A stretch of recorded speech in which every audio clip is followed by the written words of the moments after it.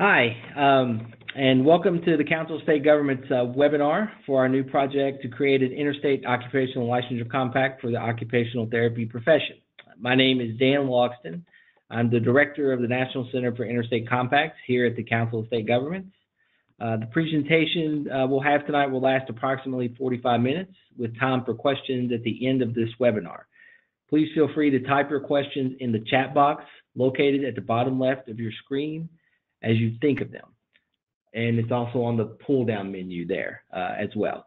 But again, we will hold questions until the end of the presentation. So please give us your questions as you think of them, and then we'll get back to those once the presentation is over. And again, thank you for attending tonight.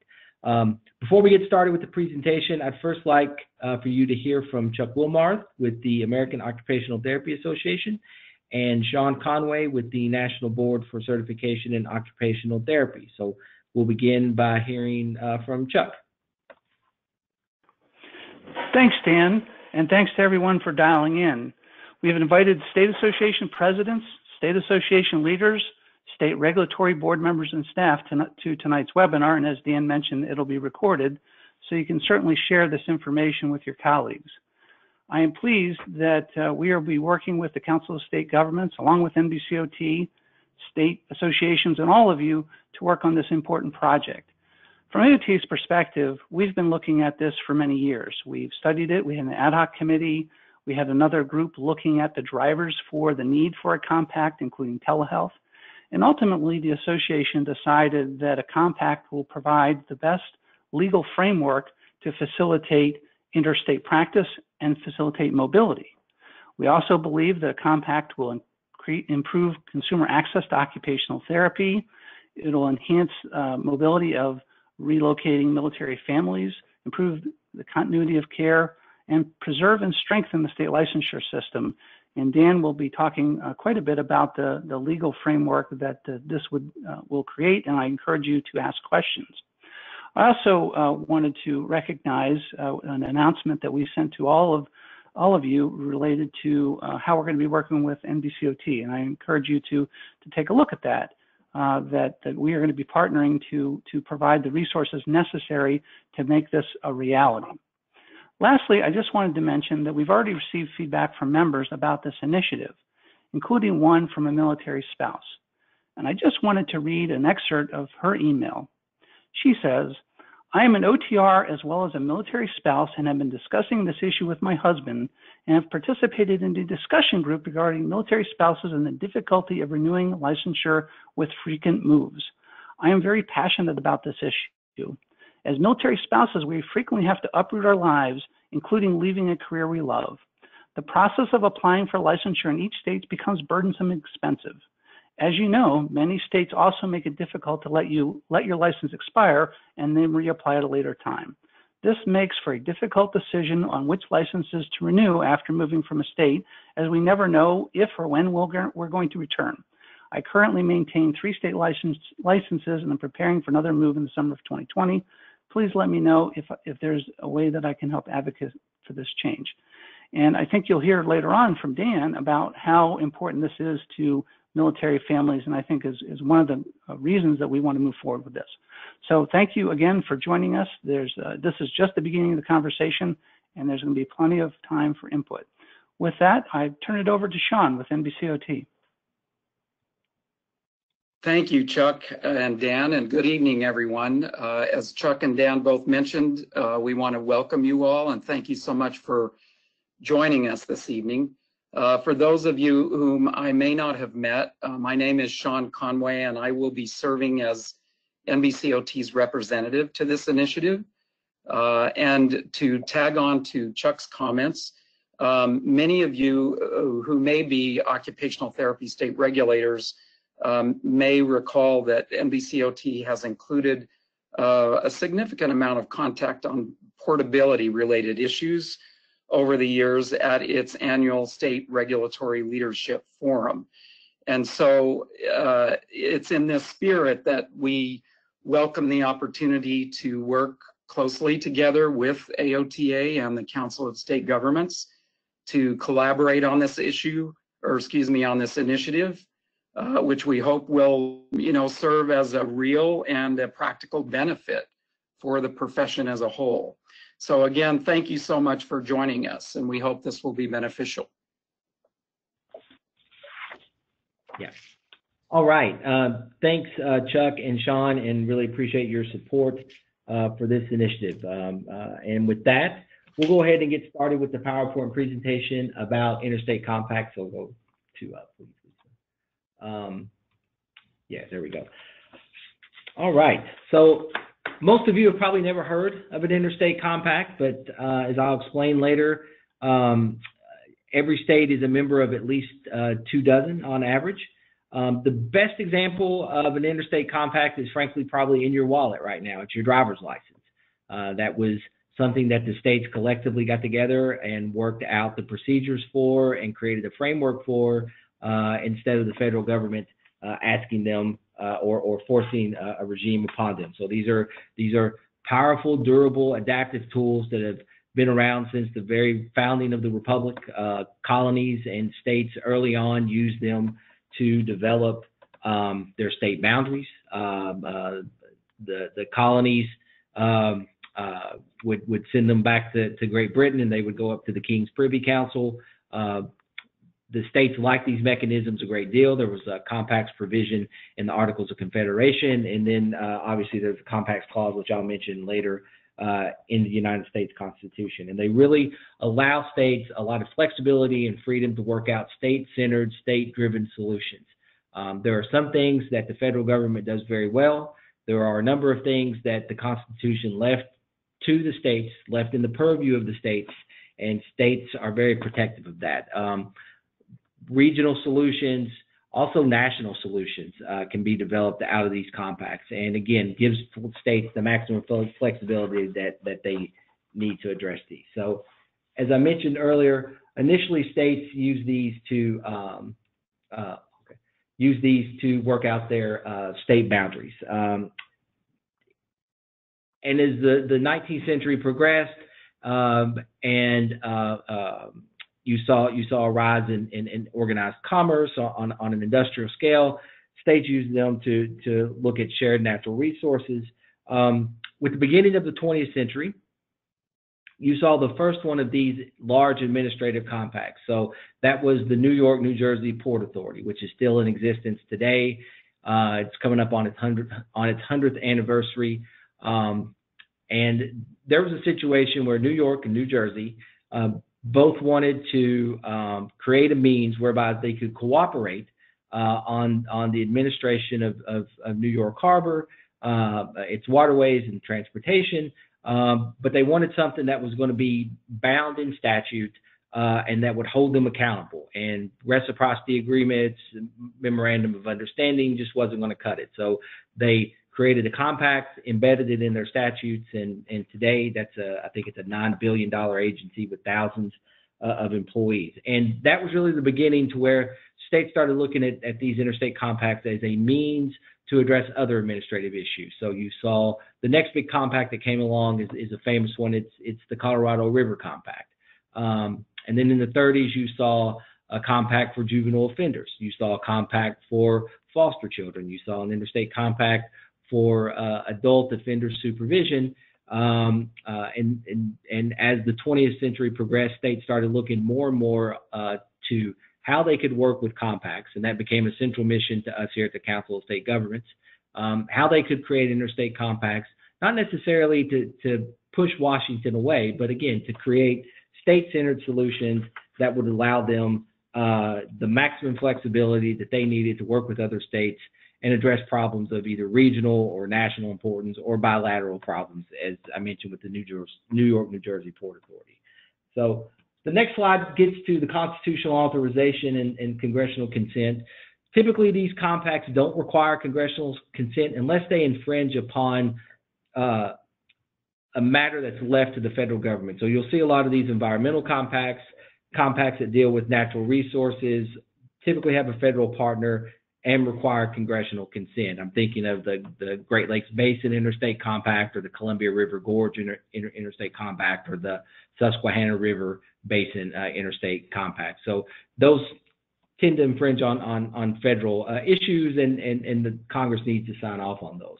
Occupational licensure is something absolutely that does not interfere with any sort of federal restriction or federal role, and as I'll discuss in a few minutes, does not require the consent of Congress. But again, there's the Compacts Clause in the Constitution, and congressional consent is typically not needed for these occupational licensure compacts. And as I mentioned earlier, not only the Constitution, but even our earliest founding document, which was the Articles of Confederation, had a provision for the compacts in them. Our founding generation wanted to make sure that states, again, had the flexibility and had the ability to work together, absent of the central government's involvement. So, next slide. So, compacts today. So, like I said, there's 215 active compacts out there. Those could be border compacts. Those could be compacts like the MIC3 compact that deals with military children's ability to get enrolled in school when military family moves, or the Emergency Management Compact. On average, states belong to about 24 interstate compacts, so it's always a delicate conversation when you're dealing with a policymaker who says, well, my state would never join something like this, and you have to explain to them that, well, frankly, but they already do belong to a number of those. And the next slide is just sort of a visual representation of that. So there's really not any sort of states that are outliers that don't embrace these mechanisms. There's always the legislatures are continually have turnover and new members, so our job never stops of explaining what these are, but it's always good to be able to point back to a history of a state and inform them that their state has always enthusiastically embraced these mechanisms. So what is driving the interest in occupational licensure interstate compacts? So the threat of a federally mandated solution. So I mentioned earlier that Washington, the central government, really has no role in occupational licensure, but for the last 6-7 years, they've been asking some very tough questions to states about occupational licensure, and frankly, states haven't had very good answers. This is probably the only issue I'm aware of where the Obama administration started an initiative and the Trump administration took it up with zeal and has even gone further with that. And it's not based on party.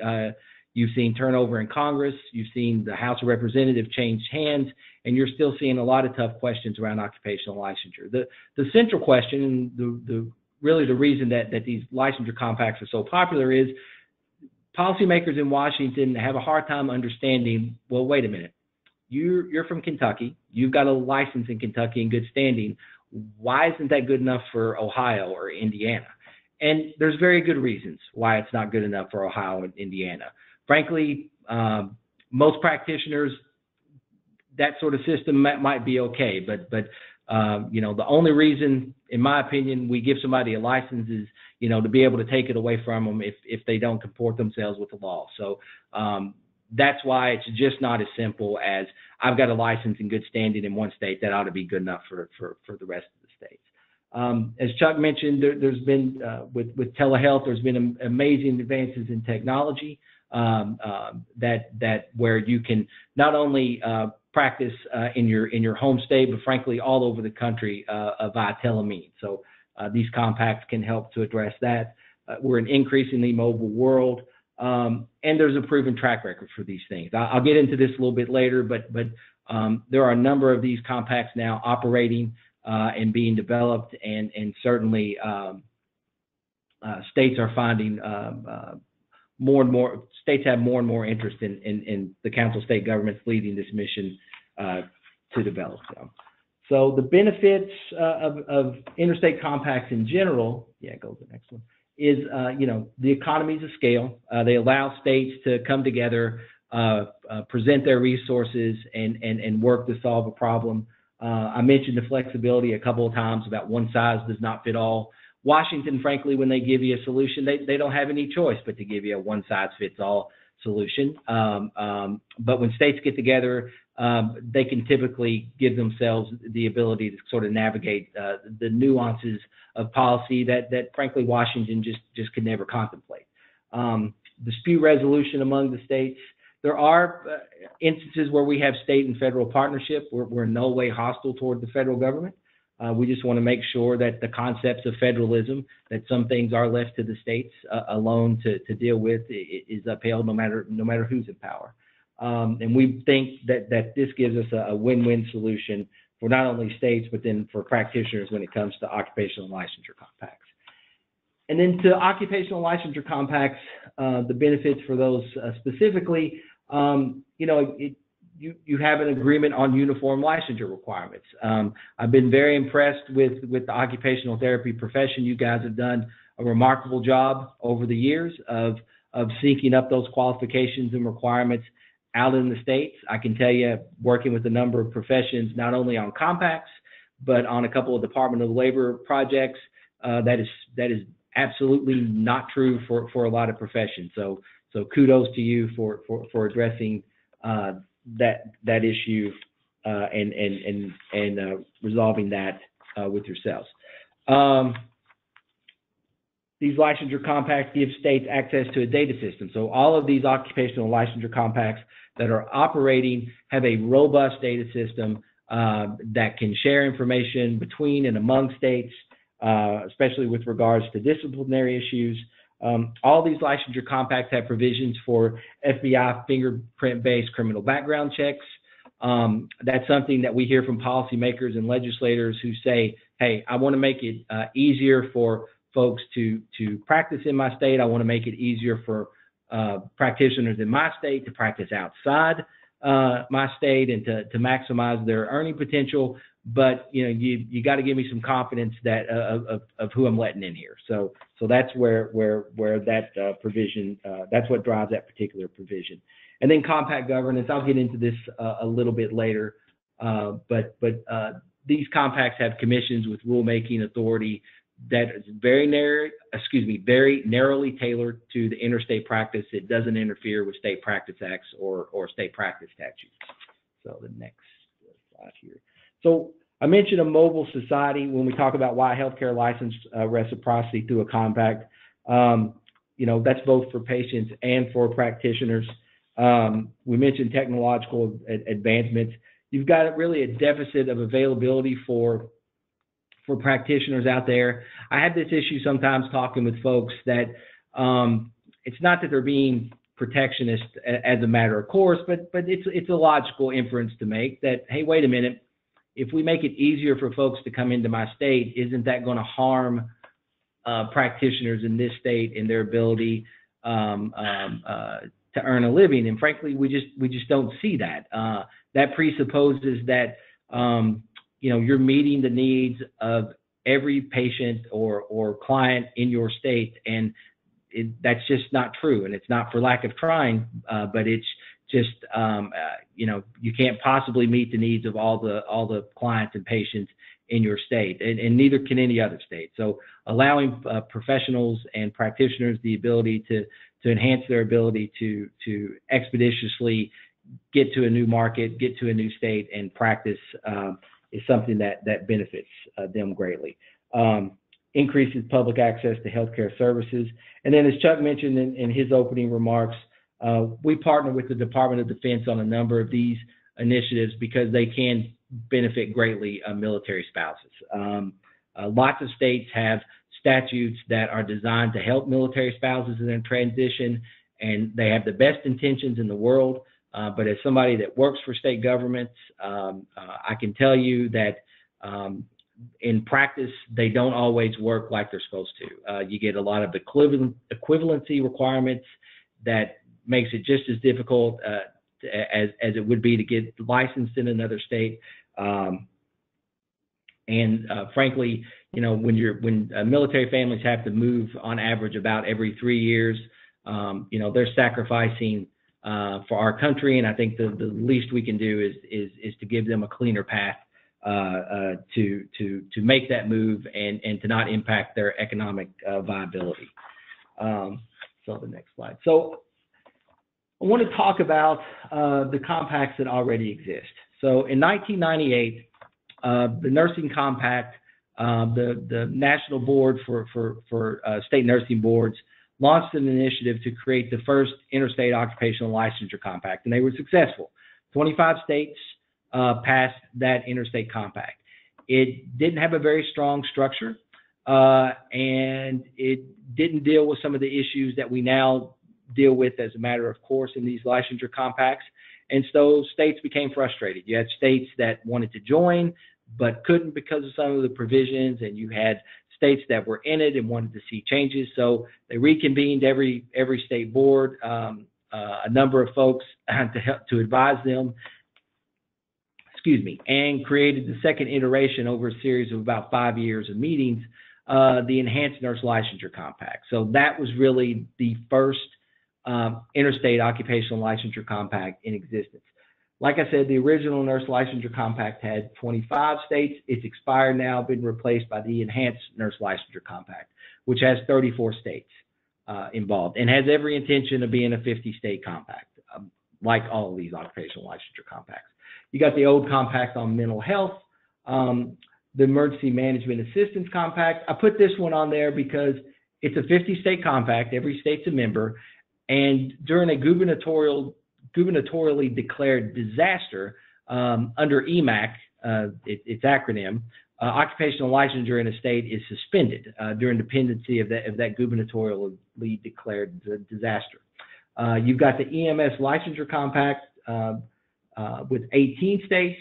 That's a newer iteration. All these I'm talking about now are newer iterations. You've got the Medical Licensure Compact, which has 29 states. Physical Therapy Compact, which has 25 states, and SIPAC, which is has the coolest name. It is the compact for psychologists. It is a telepractice compact exclusively. It's got a 30-day provision for emergency in-state practice, but it's a telemedicine compact. And that number out to the side in the parentheses for the Enhanced Nurse Licensure Compact, the EMS Compact, Medical Licensure Compact, Physical Therapy, and SIPAC, that's the number of states that it takes to trigger the activation of the compact. So when you're writing these compacts, you want to pick a number to trigger their operation. In layman's terms, when enough states join the compact that it's active, that you can have some sort of political viability. So the Nurse Licensure Compact had 25 states, so the Enhanced Nurse Licensure Compact felt it was important to have at least 25 join before they deactivated the old one and began operation of the new one.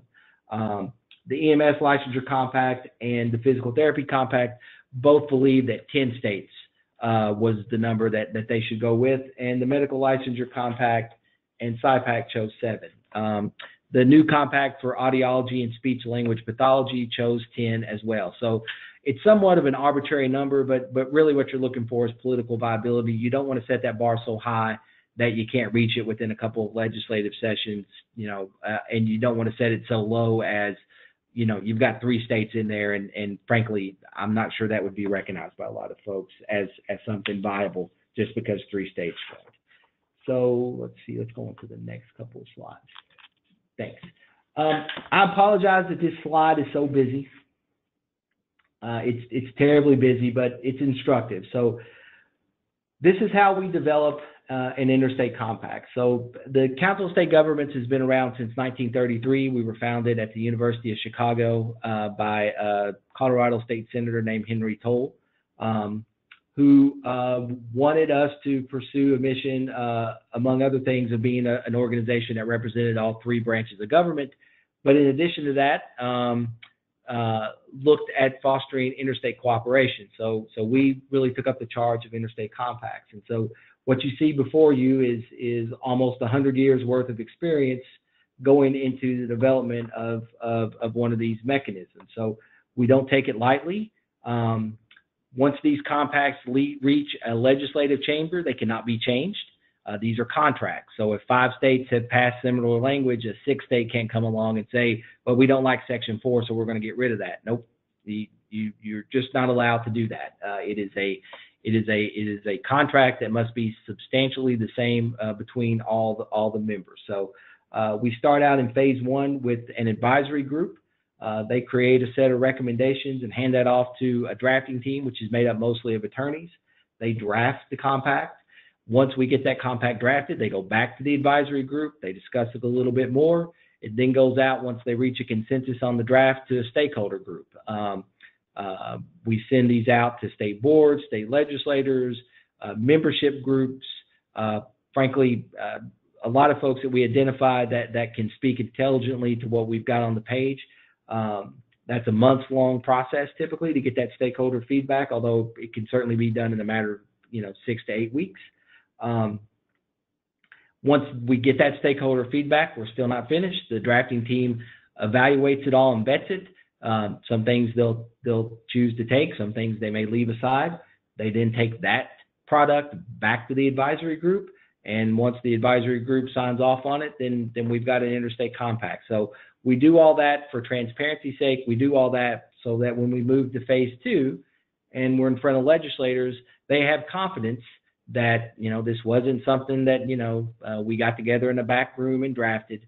It's not something that is going to spring a surprise on them at some point if they pass the thing, and they're getting more and more confidence in that. But again, legislators turn over, and you have to constantly do this education with them, because again, as I mentioned, they can't substantially change it, and where you see that mostly is on the rulemaking authority of a compact commission. States would love it if the compact commission had to bring its rules back through their administrative reg process, and frankly, that's just not workable. You never get any sort of rules written. But again, these things are passing with more and more frequency on the occupational licensure side, and states are becoming more and more comfortable with that.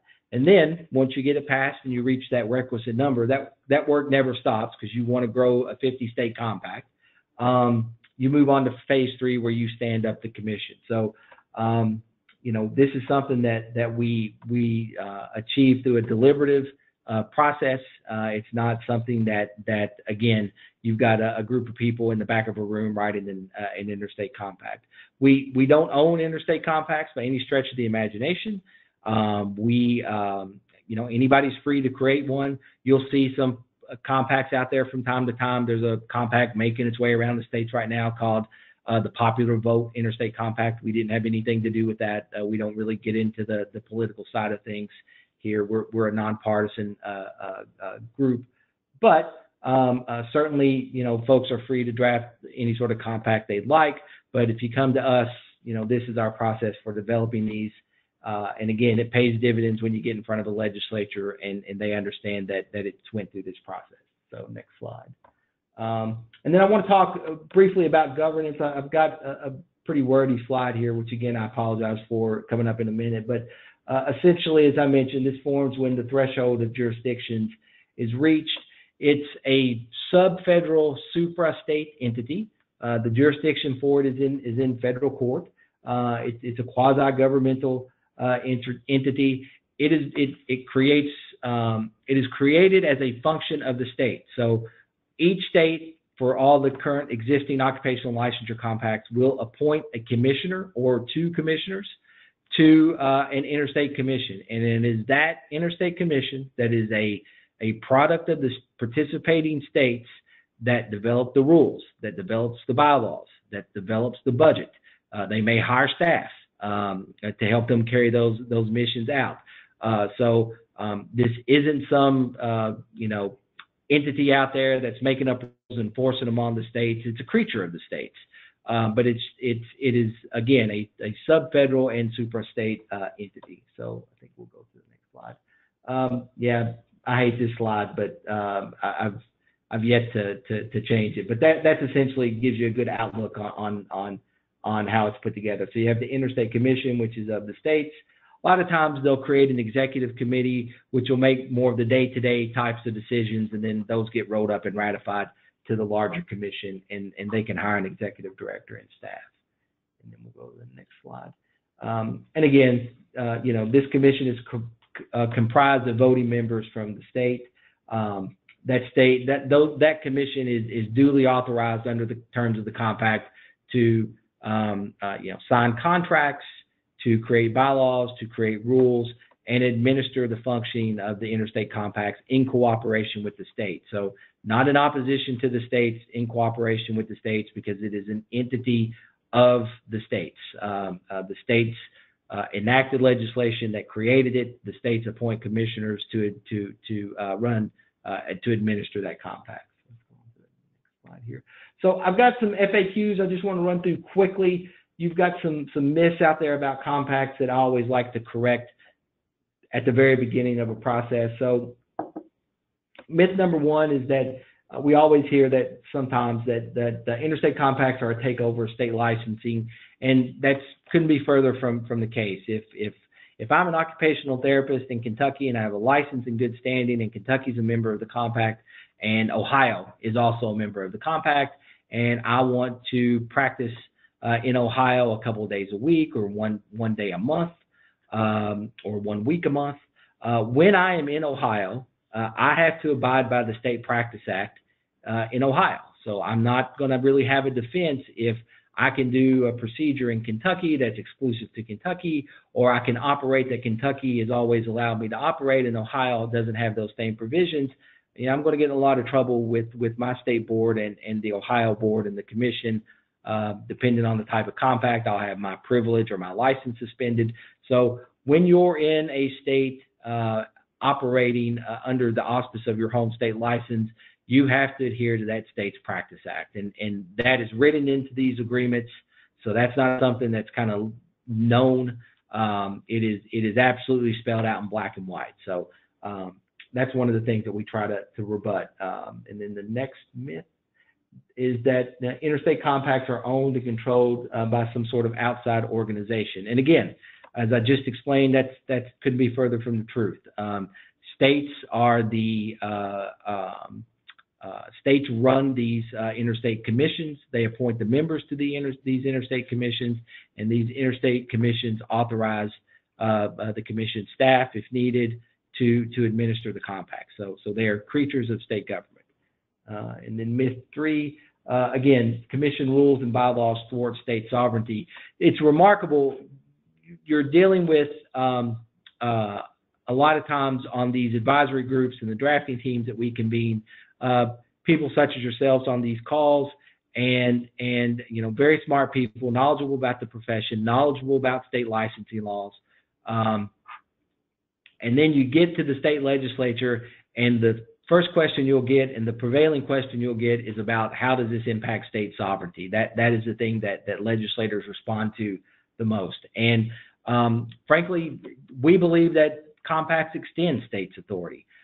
Your ability to seek redress for a grievance with a practitioner really ends at your state border, and you're counting on the goodwill of the state that they've either fled to, or that they might hold another license in to assist you in dealing with this bad practitioner in the case of someone who's not upholding your State Practice Act.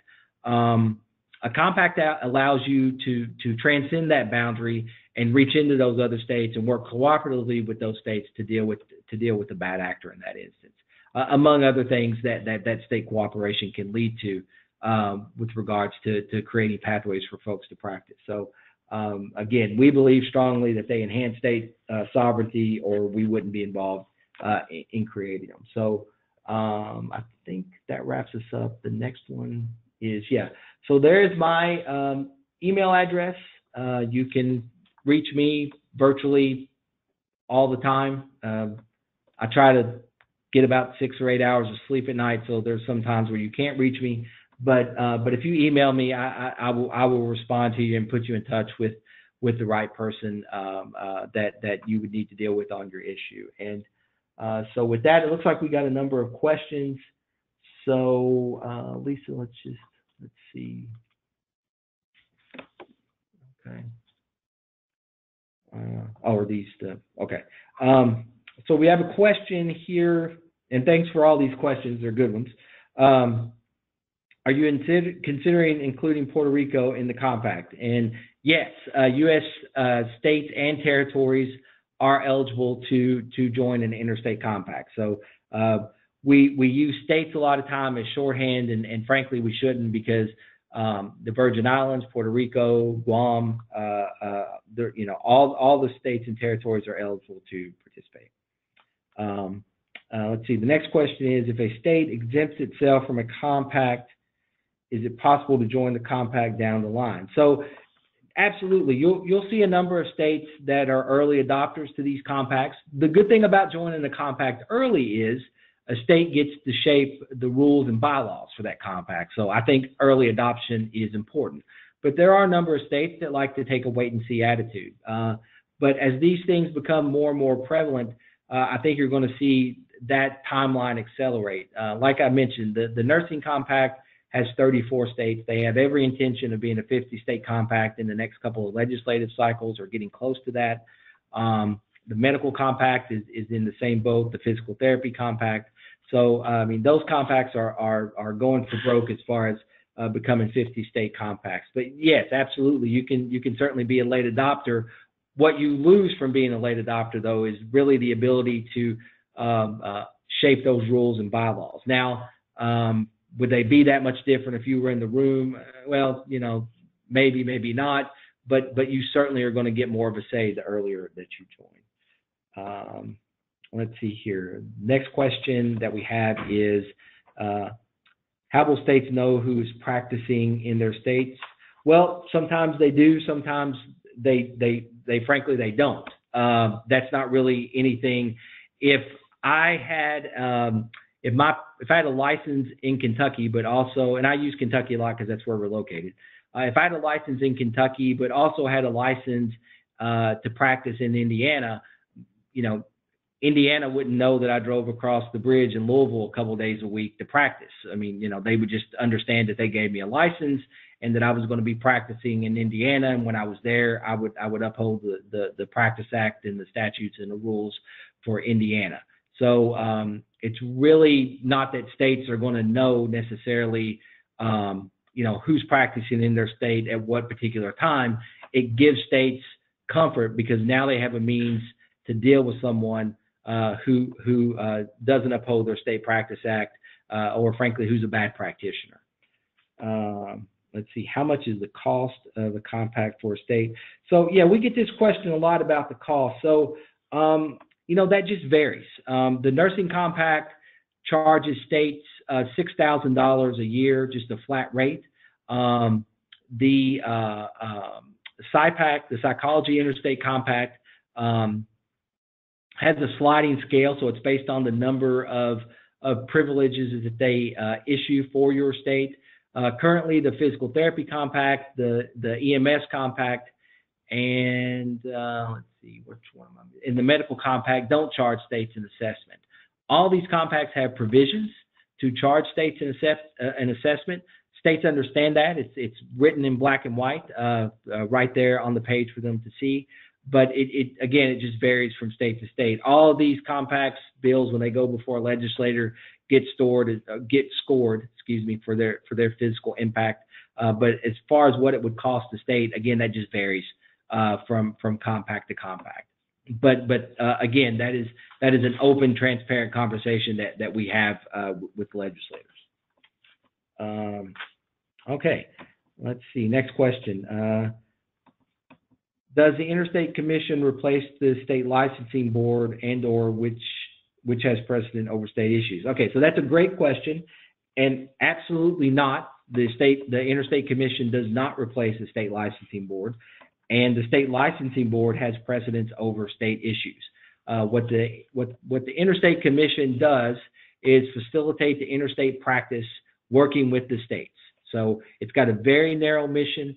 And again, it is not a substitute for state sovereignty, and it does not infringe on the State Practice Act, and it does not thwart the ability of a state board to act within its boundaries. Oh, the one in blue. Okay, let's see. We got another question. Does the interstate? Oh, the second. Also, do states view the commission as? Okay, I'm sorry, there was a second part to that one. Also, do states view the commission as being a cost center due to duplication of services? Well, I mean, it depends on how. No, they don't view it as a cost center, and there's really not a duplication of services. It's not issuing a license. So in the case of the nursing compact, they have what they call a multi-state license. So I can go to my home state nursing board if it's a member of the compact, and I can get a multi-state license that allows me to practice in any of the other compact states. In terms of the PT compact, you get a privilege to practice. So I have a state license in Kentucky that qualifies me, that essentially punches my ticket to go to the PT compact and get a privilege to practice in any of the other compact states. We were talking about cost earlier. I should mention that. So currently, the physical therapy compact is charging $45 for that privilege, which is typically much lower in some cases than a full state license. But so it would depend on the kind of structure that this compact takes. But I don't think they've got. But I don't think they have a. It's not considered a duplicate cost center, and they really don't have redundant missions. We got another one.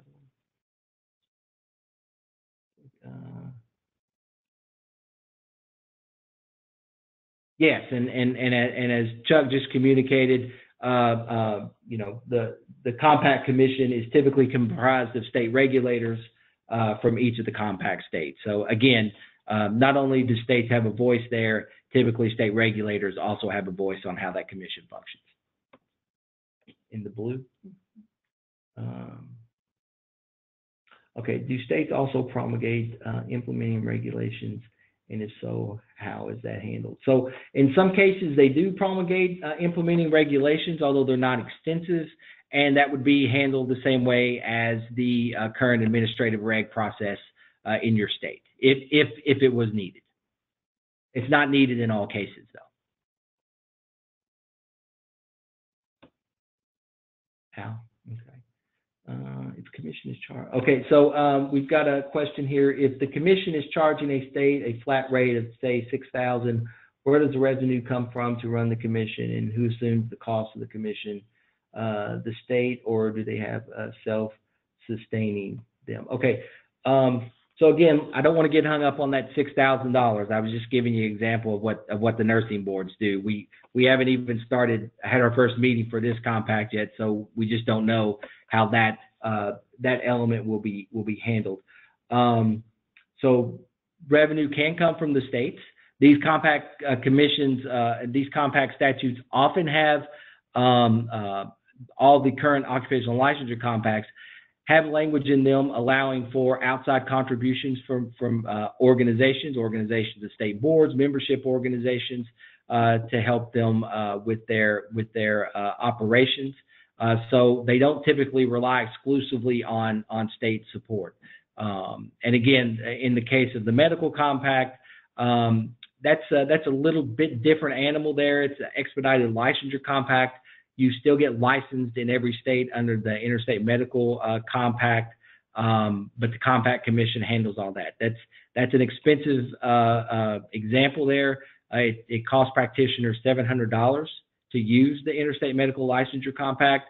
$350 of that goes to the states, and $350 of that goes to the commission. So, with regards to how these compacts are funded, there's certainly grant opportunities. That's how SIPAC and the Medical Licensure Compact both were created and funded their operation through HRSA grants. So again, it's just there's multiple ways that these compact commissions can be funded. Anything else? In the blue? Mm-hmm. Okay. So another question, how can we know if a state is already a compact member, for example, physical therapy? Yeah, you can certainly just, so that's a great question. You can, frankly, just Google PT compact or enhanced nurse licensure compact, the medical compact, and they all have maps on their web pages that can tell you, not only if they're a member of a state, but when they became a member of the state, a member of the compact, excuse me.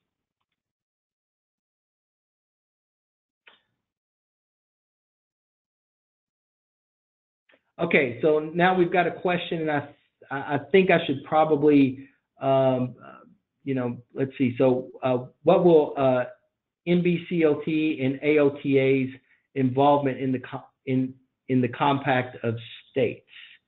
How much involvement?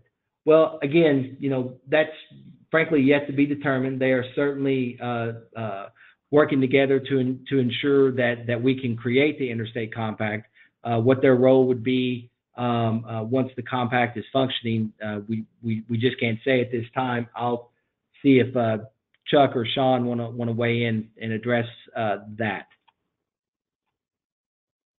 So this is Chuck, and okay. So first of all, as Dan has mentioned, we're just getting started. So I think our role from here is to be part of the process to develop the compact, to get feedback.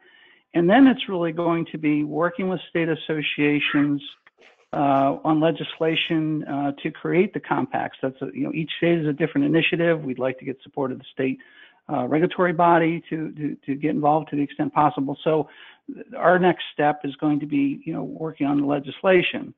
And let's say that we get to a critical mass, and that's something else we have to decide. How many states need to enact this before the Compact Commission starts? That's to be decided. But once it gets started, I think that AOTA as well as NBCOT and Sean can weigh in, want to stay involved with the Compact Commission from the beginning and as long as it exists. I think that the Compact Commission will need resources to get started. The funding questions are, loom large. In the physical therapy compact, and Dan, you might be able to comment on this, that the Federation for State Boards of Physical Therapy have really helped create that and provided funding to get it going. Ultimately, they do have a goal to have the Compact Commission be funded by the fees. But it's going to take a lot of people getting privileges to practice before that happens. So I think that our role in the foreseeable future is to incubate the Compact Commission and get it up and running. And then once it is up and running, I think that both AOTA and NBCOT are key stakeholders in how it operates, just as we follow state boards and submit comments on proposed regulations. So Sean, what do you think?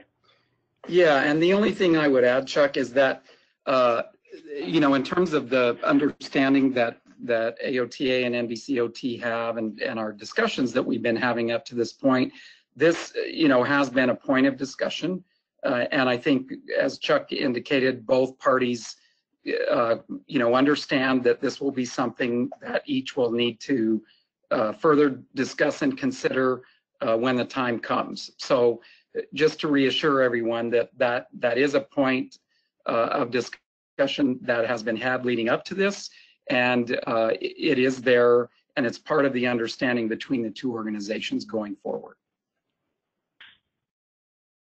Okay, thanks for that, guys. So we still got some more questions I want to get through. So we've got a few questions about if a consumer has a complaint, how do they lodge a complaint? It's a great question. They would just lodge it at their state board. And the compact has provision on how the state boards would address those complaints. So nothing changes from that standpoint on the front end. Let's see. Is it okay, next question, is it okay to pursue updating our state scope of practice while compact discussion processes are underway? Well, absolutely. The compact won't impact your state scope of practice. So, again, if I'm in your state practicing as a result of this compact, I have to follow the rules of the road, as it were, in your state. So, absolutely, it's not for us to tell you to not pursue updates to your state scope of practice. Let's see, is this the one down there? Okay. Next question: can a professional organization that is not the government board have the compact in the state? So, yeah, let me flesh this out a little bit more. So, No, the compact is a creature of statute, so it has to be passed by the legislature and then signed into law or allowed to become law by the governor. It is embedded in statute. That's what gives it its power and makes it binding.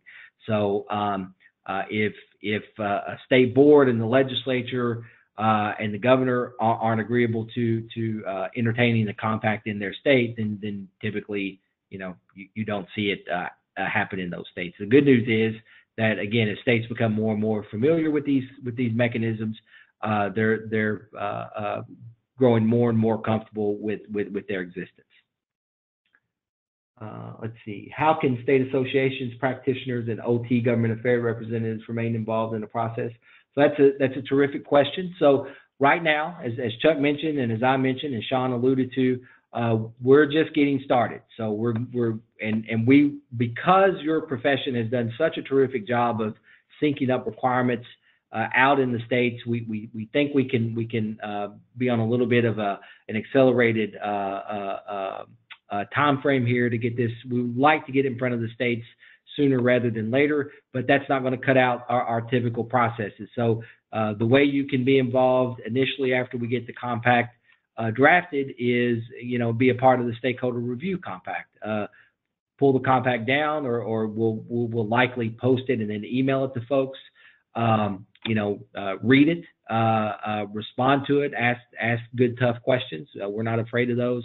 That's the way initially that you can participate, and then once we're successful, with hope, getting a compact written, and then take the lead in your state on getting it enacted. But right now, the next really opportunity for you to participate is through that stakeholder review process. Okay, next question is, how do you handle the different state licensure requirements between the states, for example, continuing ed? Yeah, and that's a great question, and that's something that the advisory group and the drafting team are going to have to deal with. That's something that all these compacts have had to deal with. The nursing compact dealt with it by not dealing with it. The nursing compact would tell you that there's no empirical data that continuing ed makes you a better practitioner, and so there's no continuing ed requirements in the nursing compact. For speech pathology and audiology, a compact that we just wrote, they're leaving that decision to the Interstate Commission to deal with. So that's something that, again, the advisory group and the drafting team will be dealing with. Okay, so next question is, how much is the cost for the professional? I really can't speak to that other than to point you to the fact that under the PT model, the PT compact right now charges $45 for a privilege. Under the medical compact model, it's $700 for a practitioner, and the nursing compact is encouraging states to charge $65 for that multi-state license, although states are not obligated to follow that recommendation. So again, that's just something that we're going to work out as we go through the process of creating this compact.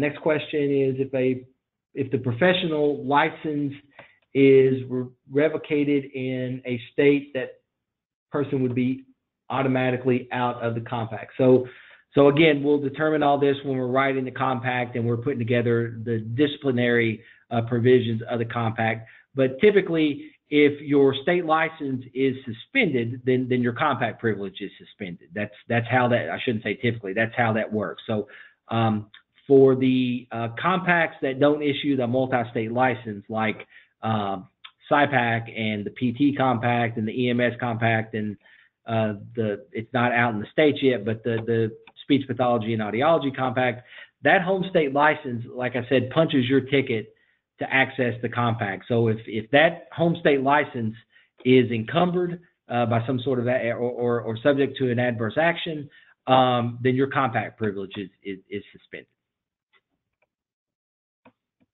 Let's see. Next question is, state board role is to protect the consumer and hold the OT ethically responsible. AOTAs advocate for the OT professional. Is their involvement in the compact a conflict of interest?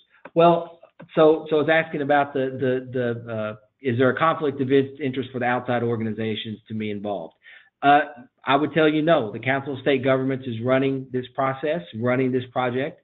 The advisory group and the drafting team will ultimately be selected by the Council of State Governments. It includes legislators, state board members, practitioners, a varying degree of folks that are participate in state licensure and in the profession. So this isn't an advisory committee made up of MBCOT and AOTA employees or board members exclusively. You know, we have a wide participation on these two groups that we're very comfortable with. And again, while they certainly are the impetus behind creating the compact, it is the Council of State Governments that is running this project. And that has been the case for the nursing compact. The National Board for Nurses, State Boards of Nursing created the nursing compact. As Chuck mentioned, the Federation of State Boards of Physical Therapy created the PT compact. The Association of State and Provincial Psychology Boards helped to create the Psychology Interstate Compact. The American Speech Language Hearing Association was the impetus behind the creation of the compact for speech pathology and audiology. So we've seen this situation before, but again, the Council of State Governments is running this project. Let's see. All right, so we got a couple minutes left. I'll take a few more questions. Let's see. What are the benefits of the compact states different from what they can do on their own now? So, you know, I ran into this. So essentially, you know, I think this question boils down to, you know, how it gets to reciprocity agreements and why aren't those good enough? And look, I commend states for trying to work out reciprocity agreements, but reciprocity agreements can sometimes go away because there's a new board chair, or there's a new executive director, or there's a new governor. Sometimes they have equivalency requirements that frankly make it easier for the practitioner to just seek an additional license in that state rather than try to use a reciprocity agreement. Not in all states, but in some states. The compact is embedded in statute, and it creates a regime whereby states understand precisely how they're going to handle this interstate practice mechanism. So there's no interpretation. Again, it's embedded in statute, it's embedded in rules at the commission, and it's been endorsed not only by the legislature but then enacted by the governor. So it's got the imprimatur of the state that gives it weight in terms of its authenticity. So I think that's how it's different from reciprocity agreements, and frankly better than reciprocity agreements. And so I'm going to take one more question. We promised everybody an hour, so we're going to take one more question here. What was the one about? That one? Okay. Okay, so let's see. With different states having different licensure requirements, does the practitioner still report their continuing ed to each state? Yes, I mean, nothing changes as far as your interaction with your home state board. You would still fulfill all those requirements. What the compact is designed to do is to make it easier for you to practice in other states based on the fact that you've got a license in good standing in your home state. So there is my email address. I know we didn't get to all the questions tonight, and I apologize, but we gave everybody an hour, so we wanted to adhere to that. Please feel free to email me your questions at that email address. I will respond to you and answer your questions. If you need to talk with me on the phone, we can certainly work something like that out as well. Don't mind a bit to get on the phone with you and talk about these things. Lots of good questions tonight. We'll do these periodically as we move through this process. Again, this is an open, transparent process that you can take a lot of comfort in. And we'll be working on this for Again, the advisory group meets in late October, so we've got that set up.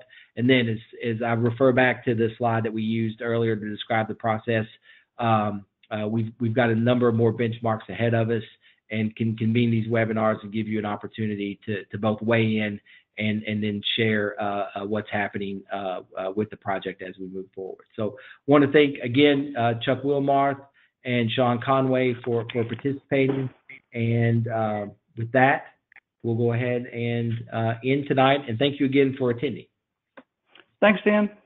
Thanks, Sean. You bet. Thank you, Chuck.